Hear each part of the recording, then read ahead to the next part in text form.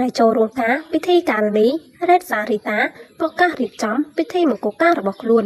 រហូតដល់3ថ្ងៃនៅលើទឹកដីសៀមរាបដើម្បីចូលរួមនិងជួយផ្សព្វផ្សាយទេសចរសិល្បៈប្រពៃណីខ្មែរនិងអឺរ៉ុបពិធីមង្គលការរបស់រ៉េតសារីតាត្រូវបានគេចាត់ទុកជាមង្គលការលេចធ្លោបំផុតសម្រាប់អំណាចឆ្នាំ2025នេះ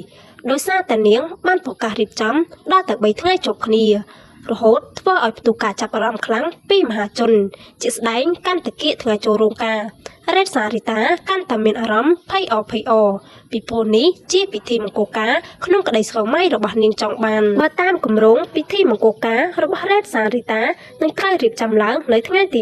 18ដល់ថ្ងៃទី20ខែធ្នូឆ្នាំ2025នៅទឹកដីសៀមរាបដោយពិធីនោះនឹងធ្វើឡើងរយៈពេល3ថ្ងៃនៅទីតាំងផ្សេងៗគ្នា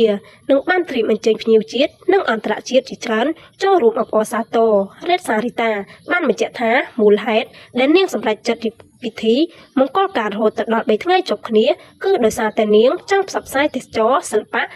ប្រពៃណីខ្មែរនិងអឺរ៉ុបឲ្យអ្នករស់នៅក្រៅប្រទេសកាន់តែស្គាល់ពីប្រទេសកម្ពុជាទន្ទឹមជាមួយគ្នានេះផងដែរថារ៉េតសារីតាថែមទាំងបានរៀបរាប់ប្រាប់អ្នកគាំទ្រមុនចូលរោងការថាក្តីស្រឡាញ់មិនមែនជាការហួងហែងតែជាក្តីស្រឡាញ់គឺការអត់ឱនគឺជាកន្លែងសុវត្ថិភាពជាការគោរពជាការបីបាច់ថ្នាក់ថ្នមជាការព្យាបាលការជ្រុំជ្រែងនិងការលើកទឹកចិត្តទស្សនិកជនជាច្រើនកំពុងទន្ទឹងរង់ចាំមើលពិធីមង្គលការដ៏អស្ចារ្យរបស់ពិធីការនីនិងជាអតីតបវរកញ្ញាចក្រវលល្បីឈ្មោះរូបនេះ